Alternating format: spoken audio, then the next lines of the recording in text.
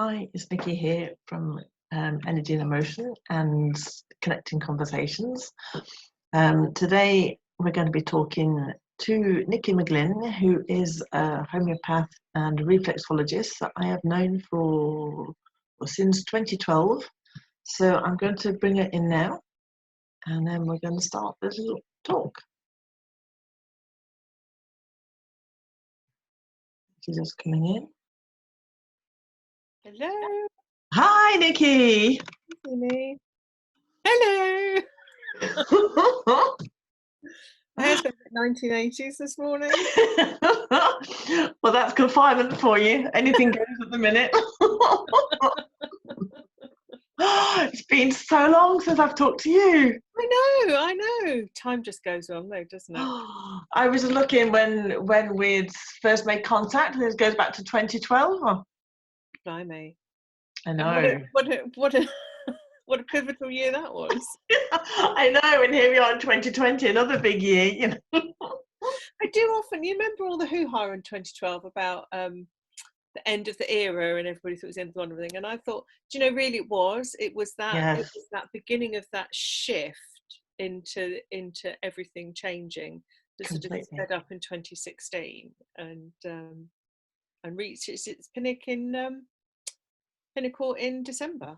So interesting to see what happens next year. Yes, yeah. I mean, my goodness, what a journey it's been on here since 2012. And that was incredible.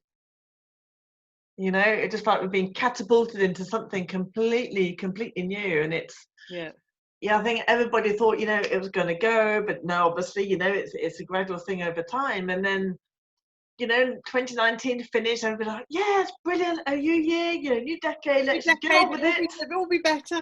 And you know, the weird thing is that I remember reading things in 2019 to say that 2020 was going to be better or was going to be a good year. But when you read things then with hindsight, actually all the astrologers were saying this was going to happen. Everybody was saying it. It's just that a lot of the people who I follow thought there would be a war, you know, and then in January when Iran and the US all kicked off, I think we all thought it was going to be a war. And then there was some French astrologer, I think, who said it would be a pandemic. So I don't understand astrology, but I find it fascinating. You know, that mundane astrology that looks at world events, I think is absolutely fascinating. Yeah, it's incredible how they really manage to pinpoint and how much they get out of it. It's crazy. You know, I'd always had this thing, you know, about this third world war, although I don't see it as a war, but this third big thing that would come upon us would be a war of the conscience. Yeah. An energetic war, although I don't see it as a war. I think, you know, we're obviously going up in energy vibration, but it's it's a big shift. And I think a lot of it, I think the whole third world war thing that I don't think we're aware of, but will come out in time, is the influence of Putin politically on everything. Yes. And I think that's the bit that everybody, that lots of people miss, and obviously the mainstream media misses. But a lot of the conspiracy stuff that's around at the moment, I struggle with, because I do think we're moving into a time, you know, we're moving into the age of Aquarius, which is about community and love and peace and working together, ideally. And I am concerned about some of the conspiracy theories that are just more of the same, more aggression, more fighting, more us against them. And I think that really troubles me. I don't think that's the way to go. I think it's no, and it's I know I've been on a complete pendulum swing. Yeah. Of going between, you know, what's really the truth, and then going to this and going to that. And I even put some stuff up yesterday. I thought, no, Nikki, this is not the way. Yeah. This is not. All we need to do is concentrate on our own truth. That's the only thing that's important right now, is where is my truth?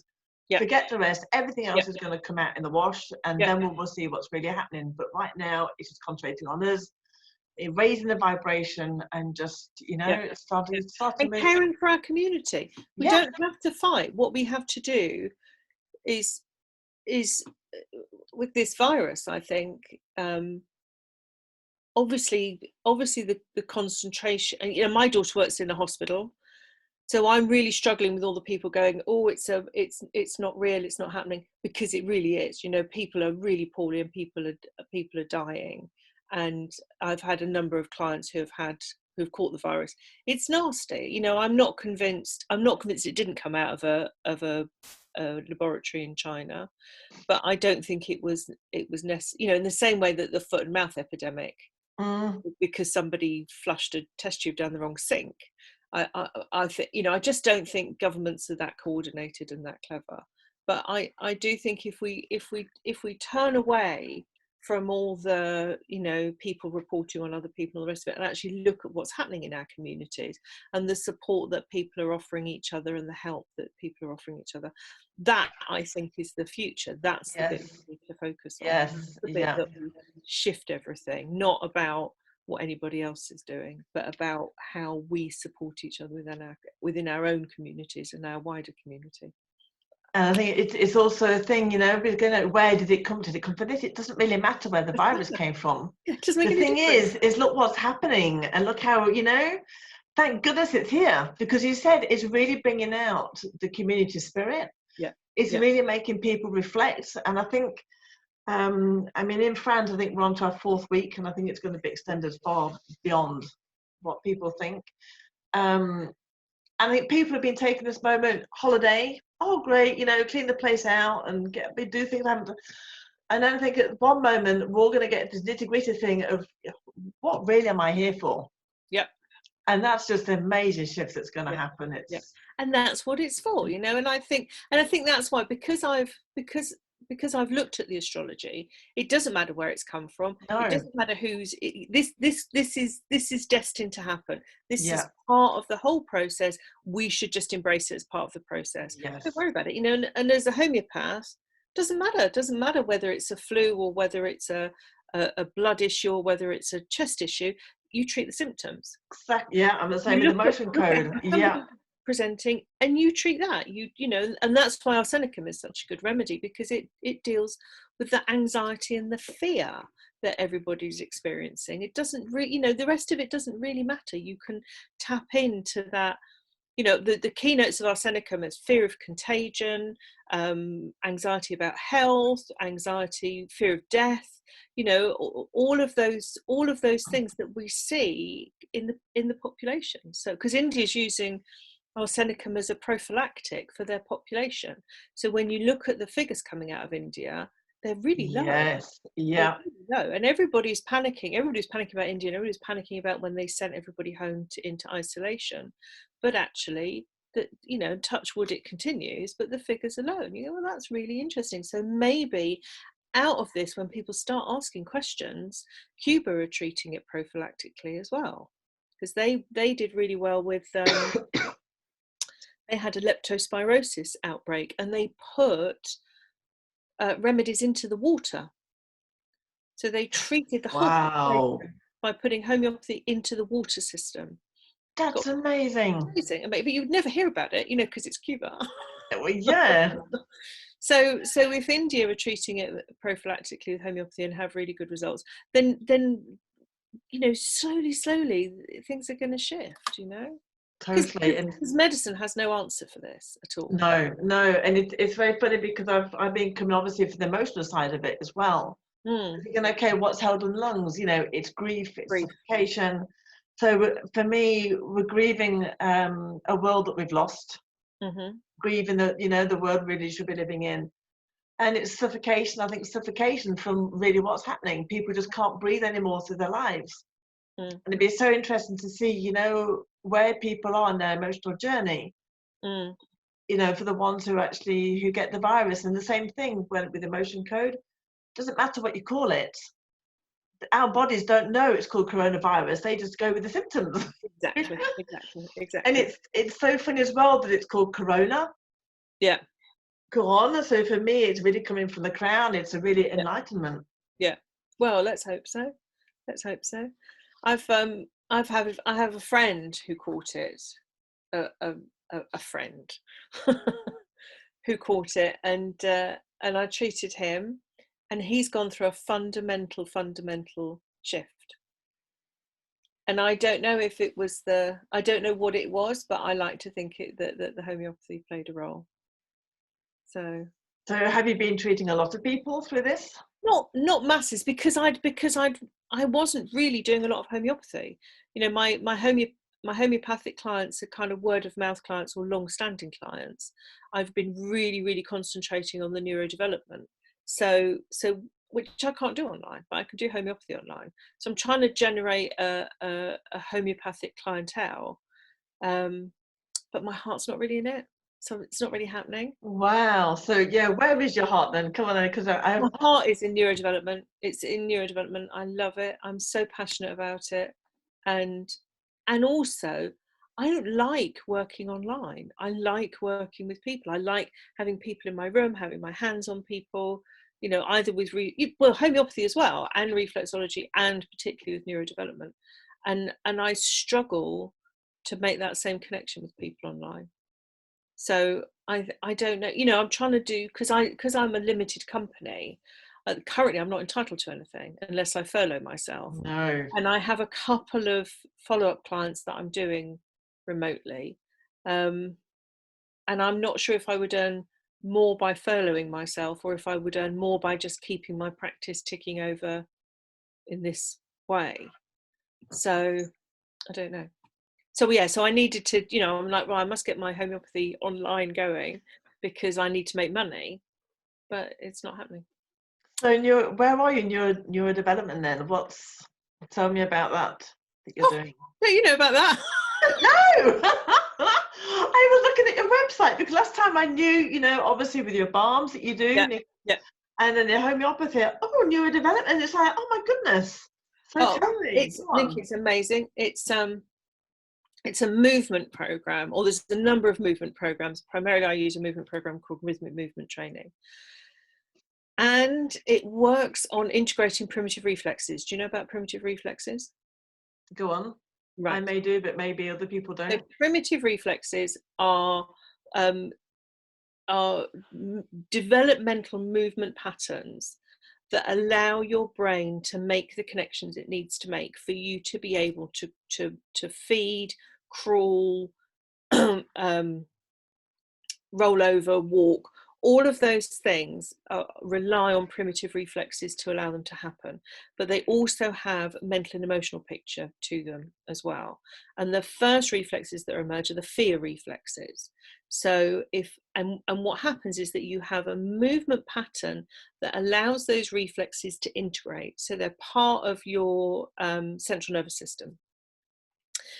And your body will do these movement patterns until those reflexes, those movement patterns become innate into your system, and then they lie dormant in your central nervous system. They can be reactivated. If they don't integrate properly, then they will cause various conditions that we would recognize as autism, ADHD, dyslexia, dyspraxia,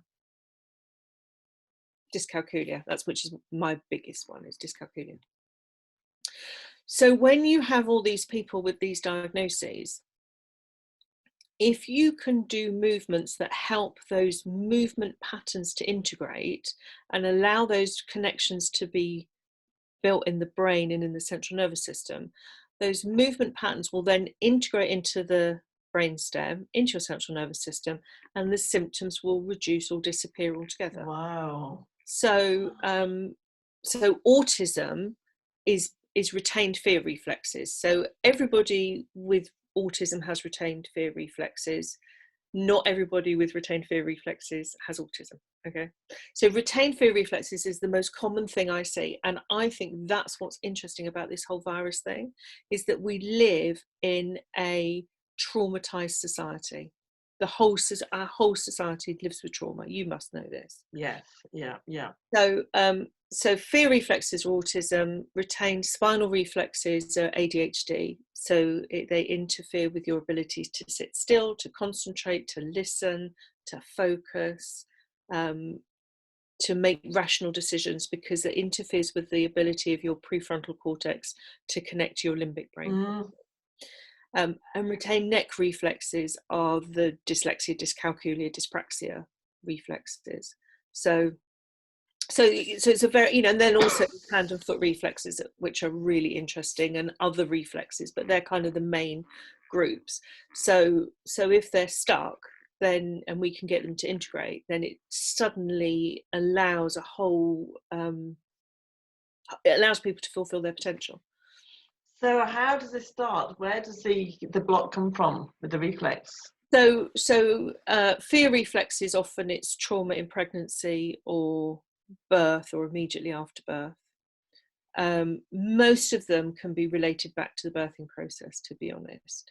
That's So amazing. spinal reflexes are a birthing process. Neck reflexes are associated with the birthing process. Then also now, because our children are all put in car seats and under baby gyms and on their backs to sleep, they never get proper control of their necks. So now people control their heads from the base of their or the top of their spine, not from the base of their skull. I'm pointing, but you can't see. Let me show you on my baby. So what should happen is you should be able to move your head from this point, from the atlas point at the base of your skull. But what happens is people move their heads from their neck here, and then they have to use their shoulders. They have to use their shoulders to be able to control their heads. So, and then that interferes with your ability to process information. So that's where people, and also your ability to control your eyes. So people who are dyslexic or people with things like Erland syndrome, often it's retained neck reflexes that are the problem. So they have huge implications for people. Nobody's ever heard of them. Nobody's heard about them. Nobody knows anything about them. It is the most bizarre thing. It's like, why do people not know about this? I'm gobsmacked. Yeah, I'm honestly so interested. So it has huge implications for children, has huge implications for education, huge implications for the kids that we see, particularly boys who, because girls deal with autism and ADHD very differently. Boys can't control themselves. So what happens is that you get boys, particularly who have ADHD, who are told off constantly: sit still, sit up straight, do this, do that. And they struggle through school, and then they often get expelled or excluded from school, and then they end up in prison. That's what happens. With ADHD, people in prison have got ADHD primarily. So if you can address it at that child's age, then you can do something about it.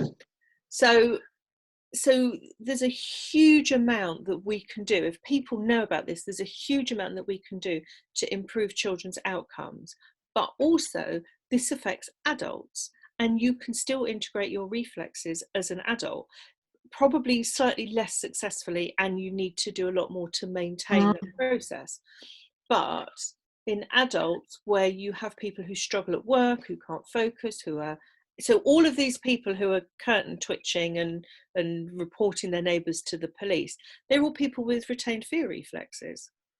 And in fact, when you do that crossover between primitive reflexes and remedies, you can see the homeopathic remedies that also apply to the retained reflexes. So arsenicum is a fear reflex remedy.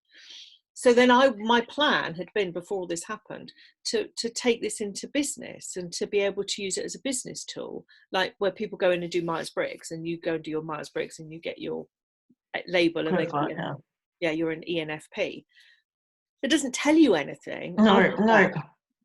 What you are. Whereas with this, what you can do is I can assess somebody and I can go, okay, so you've got these reflexes are retained, and then we can do something to improve it.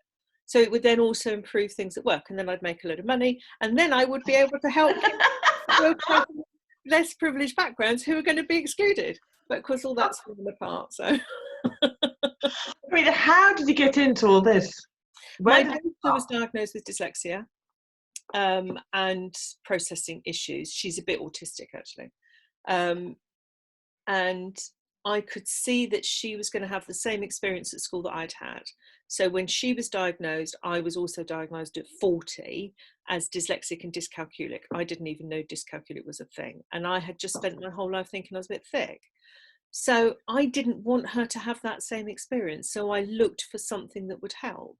And I went down a bit of a blind alley to begin with, and then I found this thing called RMT, which is amazing. It's really simple. And that's the thing, Niki, about it, is that to deal with it, it's really, really, really simple. It's really simple.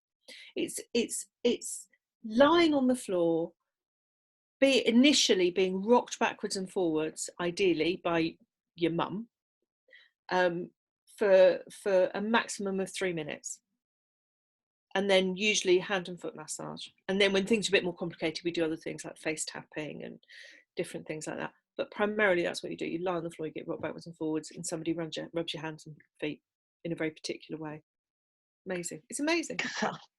So what results have you seen? Sorry? What results have you seen so far? Completely life-changing. It's completely life-changing. There is nobody that I have worked with who's done the movements that hasn't seen profound changes. Really, Phenomenal. really reliable. Phenomenal. It is. And, you know, and like with homeopathy, homeopathy is genius and it's amazing, but it is a bit hit and miss because you have to get the right remedy and the right potency at the right time.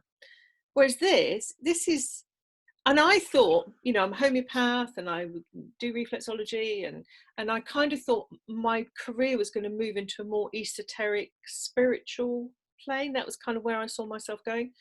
Neurodevelopment is nuts and bolts. It's physical, nuts and bolts. Lie on the floor, I'll rock you backwards and forwards. That physical input makes a physical change within your system. It's like...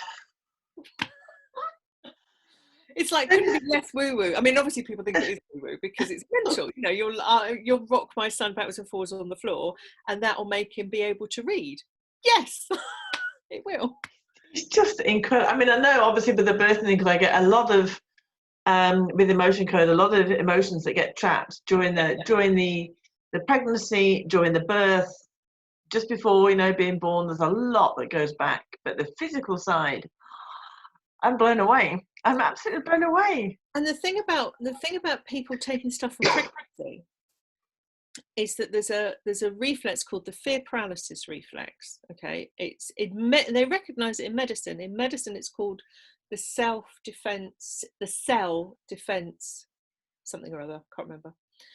And we think it's a cellular reflex. It's definitely present from about 5 weeks. So when a baby has arm buds. And its job is that when mum is under stress, the fetus freezes so that it doesn't draw more resources from mum than mum is prepared to give. Okay, so it's like if you were starving or if you were running away from a pregnancy, yes, yeah, you know. So, and of course we are designed for that very stressful system to only kick in very, very, very occasionally. Because in modern life we live in that stressful space. So what happens now to developing fetuses is that they get that fear paralysis input constantly. So and particularly, you know, if mum is under a lot of stress. So, and because reflexes develop sequentially, if they get stuck early on, then other reflexes can't develop and integrate. So fear paralysis reflex is your very, very first reflex. And what it does is it shuts down the system. So when you see people who have things like ME and chronic fatigue and chronic anxiety and can't leave the house and can't do this and can't do that, often it's because their fear paralysis reflex is constantly active, and it's a reflex, so you've got no control over it. So and they are the babies who cry, and when you pick them up to stop them from crying, they cry more because they don't want to be interfered with. They want to be still. Don't interfere with me, leave me alone, don't touch me, just leave me alone. So all those people who you must see lots of, who do that whole shut down, don't interfere with me, I'm okay. Although the people who are very good, you know, those people who get cancer, those people who are very good and very obliging because they don't want to upset anybody, because they don't want to be interfered with, you know. So whatever you tell them to do, they'll do it. You know, and I see kids in my room and I'll go, okay, look, I'm going to try all these movements with you. Which one do you like? And they go, oh, so very nice, thank you very much. Go, well, you pick one. Oh no, I don't mind. You know, that's fear paralysis because their system is shut down. that whole thing is shut down. I can't. Yeah, and it's, I mean, you know, when I see, you know, you think if the mother's in fear, Yeah, the baby's giving themselves up, their own life, for that, for the mother to survive. So it's like everything, I won't do it so you can be okay. yeah, yeah, yeah, yeah, yeah, yeah, yeah. Exactly, exactly. So fear paralysis shuts down the system. The Moro reflex, which is probably the only primitive reflex that people are aware of. So the Moro reflex it comes online at about 3 months of pregnancy. And then the Moro reflex and the fear paralysis reflex run alongside each other. And then the Moro reflex is still present after birth until about 3 months after birth. And the Moro reflex's job is to excite the system. So the Moro reflex, which is that baby startle reflex, is to activate that fight flight system. So the opposite way. Opposite way. So when you have people who when they exhibit their fear by getting angry, that is Moro reflex, you know, where it's inappropriate, where they're overreactive, where they're hyperreactive, where they have lots of allergies. That's all Moro reflex stuff. So if they're stuck there, but people can swing between the two. But also the Moro reflex has got, because when babies do that startle thing, they then cling and cry. So the Moro reflex has got that other side to it. So you can have open Moro or closed Moro, where and then you get clingy, whiny children who cry all the time. That's closed Moro. But then as soon as you cross them, they're impossible, you know. It's yeah, because you really get right back to the fight or flight, the right root of it. You know, you're either fight or flight. The absolute root of it, because it's all to do, because you're talking about pregnancy reflexes, things that happen in pregnancy. They're all activated while that fetus is developing. So Yes. while that vagus nerve is developing, and that's why there's such a strong link between the gut and the brain, and that anxiety between the gut and the brain. Yes, yeah. Because if your reflexes are stuck on while all that development's happening, it can't develop properly. So, you know, babies need to be on their tummies, but they're not on their tummies, they're on their backs. They don't get cot death because of vaccinations. So they're all on their backs, so which then interferes with this ability for the Moro reflex to integrate properly, for the vagus nerve to integrate properly, and for the gut to develop properly. I'm absolutely amazed, because, you know, I said, yeah, I've always seen it, obviously, with releasing emotions during pregnancy, and like the emotional side of what happens if the mum is angry or anxious, how that the fetus then gets those emotions, absorbs these emotions, and then the person can't understand why they're always feeling anxious, but it's not theirs in the first place, it's their mother's. Yeah, exactly. Their mother has switched on the fear paralysis reflex, which can't go away because it's a reflex unless you work on it. Or, you know, what you do, and you can do it with homeopathy, it isn't just a movement program. No, there's a whole scheme, but actually seeing the physical side and how that is so basic. Yeah, you just literally know that is it. It's this way or that way. Yeah. And of course that whole what's his name, Peter Levine, and his work with trauma,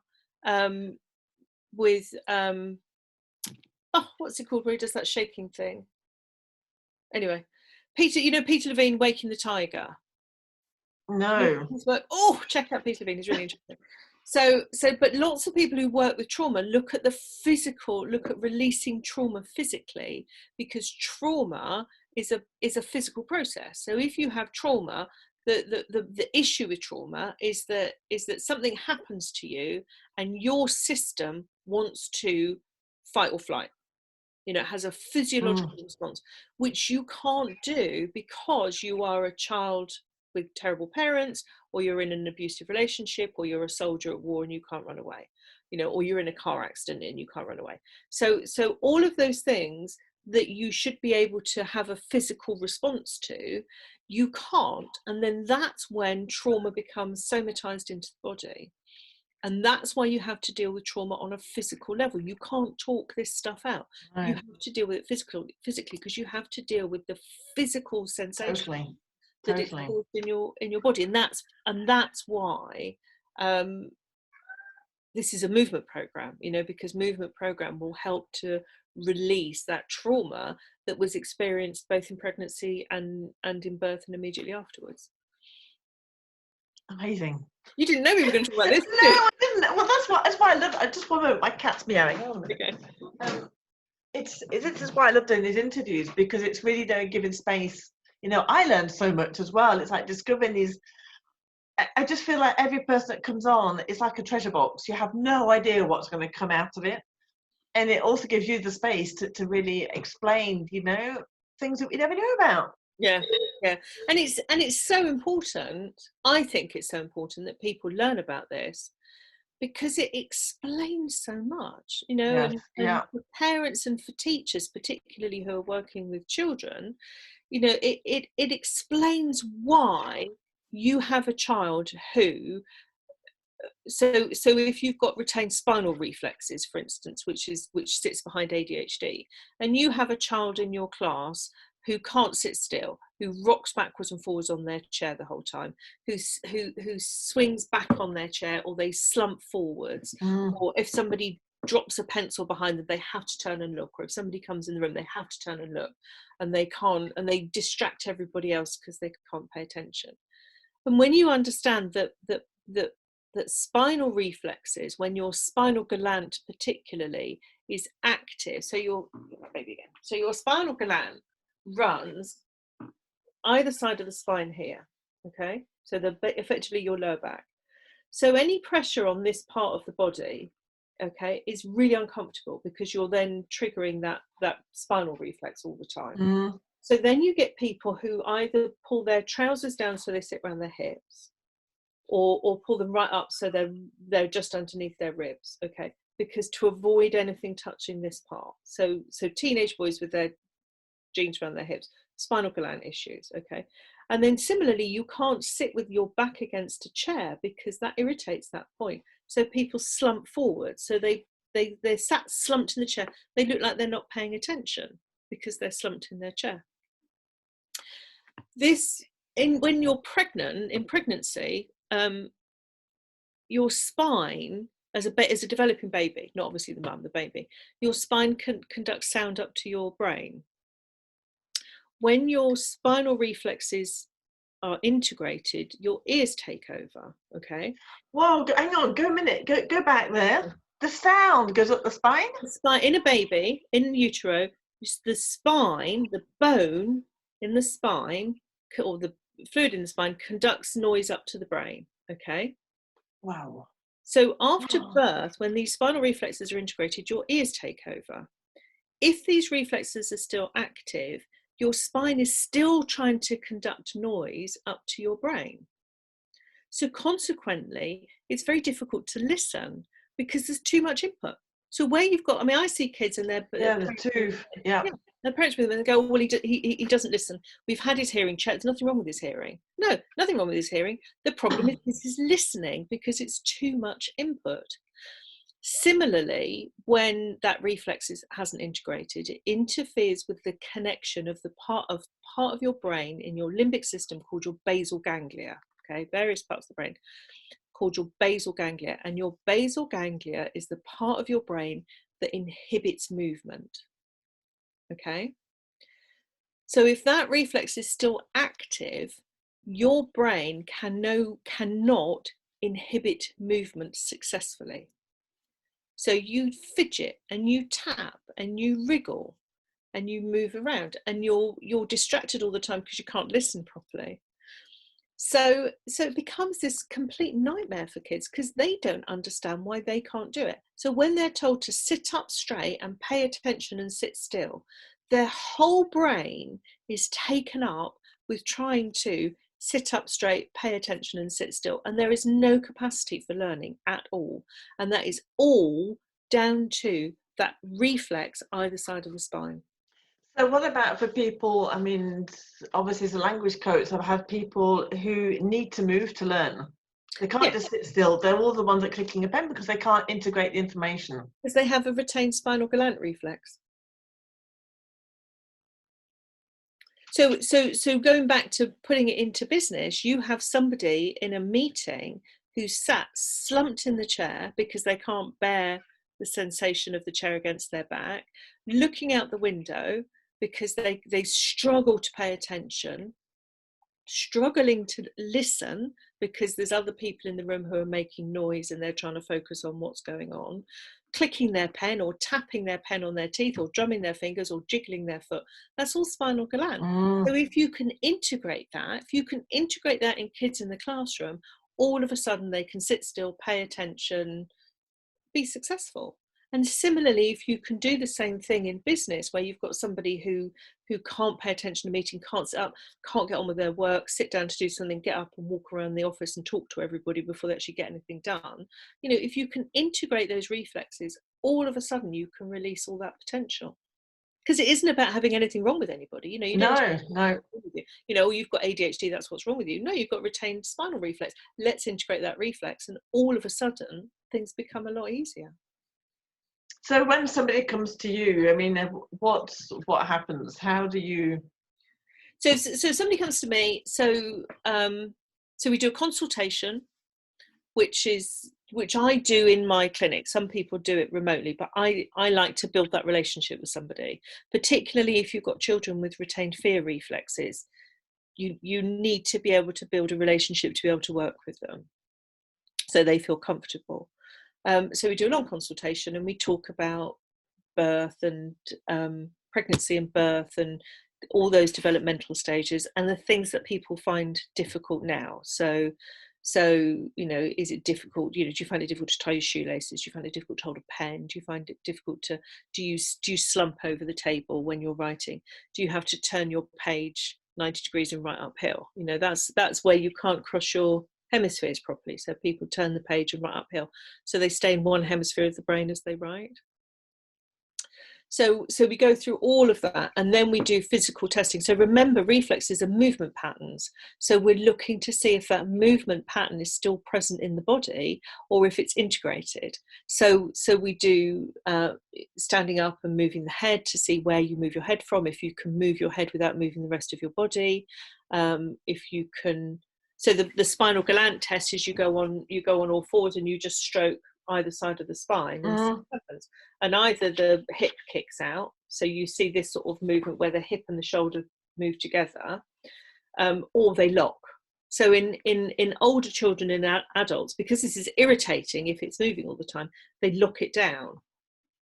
And when you lock down the base of your spine, because your spinal gland reflex is really irritating, you end up then with problems higher up your spine. So back problems, either lower back problems, scoliosis is part of that picture, because the spine deviates in order to compensate for the fact that this part isn't moving.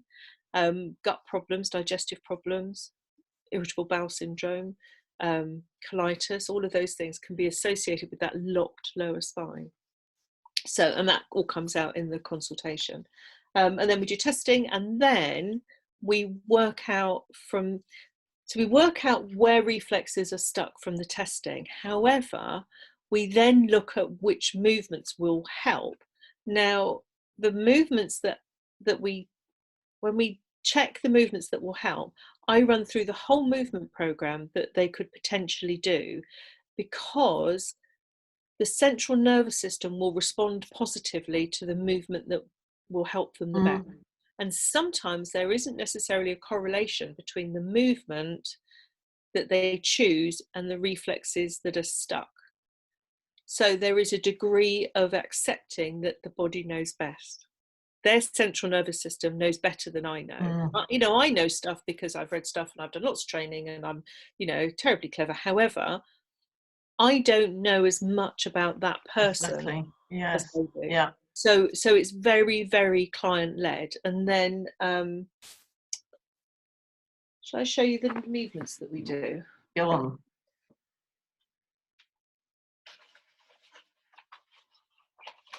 This is my very battered one. I have a much smarter one for presentations. So this is what we start with, this green column here. So these are active movements, okay? And there's different ways of being able to do them. And I lie the child on the floor, or an adult, if the adult's got somebody who'll move them, and run through those movements one by one and see which ones they like. Now, they tell me which ones they like, but you can also tell very, very easily which one works for them because their whole system relaxes. It's really, yes, a lot of resistance. Yeah. yeah, their face relaxes, their body relaxes, everything relaxes, and you know that's a good movement for them. And then they go home and they do. So usually we do 2 movements, and usually we do hand and foot massage. Not always, but I would say 9 times out of 10 we do hand and foot massage as well. And they go home and do that every day, every day. And that's the biggest challenge is doing those movements every day for building, because they don't take very long, but it's kind of building it into your routine and all the rest of it. And of course, when people have retained fear reflexes, one of the things about fear reflexes is that they make change really difficult, which is why it's part of that autism picture. So when you start to do movements and you have retained fear reflexes, or your child has retained fear reflexes, and things start to change, they then will often become resistant. The change itself is disconcerting. So that can be tricky. But it's just, it's not a race. If you've got pathology going on, if you've got retained reflexes and they're interfering with your life, then you're going to be doing this. You're going to be doing this for at least 6 months, if not a year or 2 years, depending on. So there's no rush. So it's just taking it step by step. Yeah, exactly. Baby steps. Exactly. So if you've got a child who doesn't want to do it, or who is resistant, or who's very sensitive, you just do it every other day, or you do it for 10 seconds instead of 30 seconds, or you do it every 3rd day, or you, instead of doing 2 movements, you do 1 movement. So there's ways of being, you adapt. Just being open to the fact that something is better than nothing. As long as you're doing something, you'll start to see a change, and it will maybe just be a bit slower. But sometimes it isn't, sometimes it isn't slower. Sometimes it is just the question of getting to that trigger point where everything starts to fall into place. So yes, do it, and then come back after a week, go home, do the movements for a week, come back after a week. And then I get people to come back after a week because the movements, the first appointment, there's a whole load of information, and it's exhausting. The kids are exhausted by the end of it. So I only do testing in the mornings because I can't do it after school because they're already tired. If you've and you've done through a whole day at school, you're exhausted. So I only do testing in the morning. So they go away, they do the stuff a week, come back after a week, and then we make sure that the kids are still happy with whatever movement they're doing. And if we need to change them, make sure that mum's doing it or dad's doing it properly. And then they go away and carry on and do that for a month. Then I see people sort of once a month, and then as things improve, we extend the gap between appointments. So that, because, ideally, I want to get them off my books as quickly as possible, and them telling everybody else how great it is. So, so sometimes we get to sort of 3-month gaps. Sometimes, there's some children I only see now in the holidays, so they come at Christmas, Easter, and the summer, just to make sure that things are going along as they should. But it's good. I just had no idea we were going to be talking about this. I love it. And I love it because it puts power back in the hands of the parent. Exactly. Yes, very, very much. One of the things I love about homeopathy is that you can go and buy a homeopathic first aid kit, and you can treat all sorts of things that come up. And then if you're then dealing with something you can't deal with, then you can go to the doctor. But headaches and sore throats and bruises and bumps and sprains and all those kind of things, and earaches, you can treat all those with homeopathy really simply, with a kit. So, and I always say to my parents, get a kit. If your child wakes up in the middle of the night screaming, give them a remedy, and give them Calpol if you so wish. If they go back to sleep and they wake up 4 hours later screaming, the Calpol worked. If they wake up in the morning and they're right as rain, the homeopathy worked. It doesn't mean. I'm a big believer in integrated medicine. Exactly. I need to be working together. I don't think you do homeopathy instead of going to the doctor. I think you can do homeopathy first, because often, particularly with children, things are really straightforward to deal with. And will often stop things from deteriorating. And we need to get away from using too many antibiotics and too much Calpol and that. So much so. but it's still there. You know, if you've got a child who's cried all night and woken up every 4 hours, then in the morning you go to the doctor, but it means that you're not screaming off to Exactly. A&E Yes. at midnight. Yeah. So that's what I love about homeopathy. You can do it at home. You know, I'm there to deal with more complicated problems or to advise, but you know, this is something that you can control at home. And similarly with neurodevelopment, I'm there to advise and guide and explain, but you as a mum or as a dad or as a partner are the ones who are helping to facilitate change for your loved one. And this is it. It's really bringing responsibility back, that we have responsibility for our own bodies and we can do something about it. And I think for so long it's been, you know, I can't do anything. Yeah. It's for all the health specialists and they have their place. But at the same time, you know, we can also take responsibility. If we took a bit more responsibility, it would make their lives so much easier. Exactly. You know, and the thing about primitive reflexes as well is that they have such a profound effect on how we function. So lots of back and neck problems and shoulder problems could all be alleviated if we understood where our reflexes are stuck.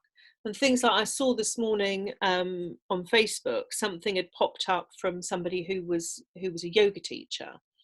And I didn't watch the whole thing, I just saw the beginning of it, but it just stuck in my head. So he was saying that if you can't squat, then these are things that you can do, you know, like, so people who can't do squats, people who can't stretch, people who are restricted in their movement, people who can't touch their toes. A lot of that is retained reflex stuff. So if you can integrate, because reflexes hold your body in a way that it shouldn't be held, because if your reflexes are all well integrated, then you should be able to stand and sit naturally with good posture and free movement and move each part of your body independently of everything else.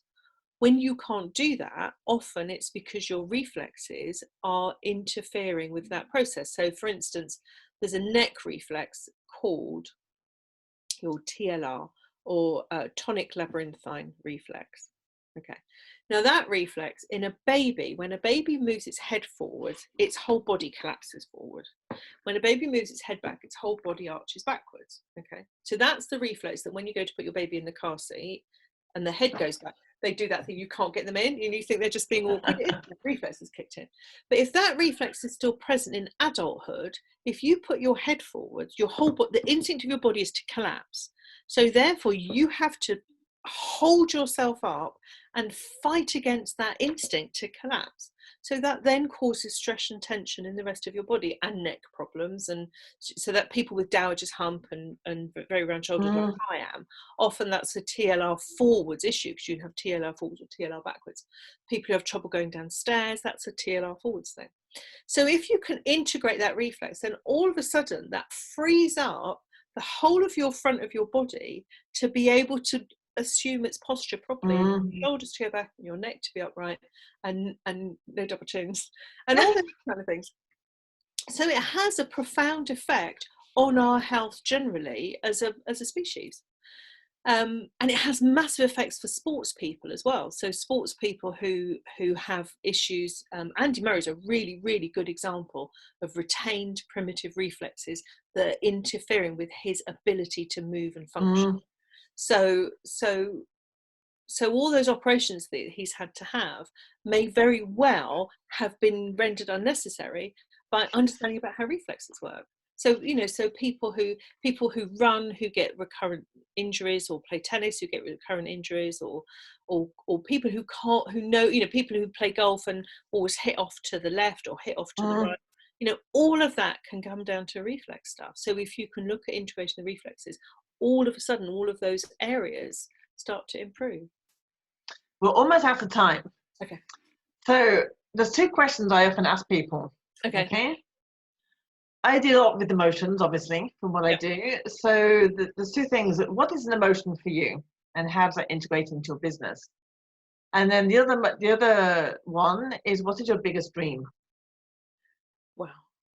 So my biggest dream probably would be to have my own college where I could train people. Wow. In this, and to really get it out into the world, because it has such an enormous potential for helping people on every level. So from children who are really struggling, from children who are autistic and non-verbal, children who are really struggling at school, children who are really, you know, I mean, I was dyslexic. I thought my whole life, I just thought I was a bit thick.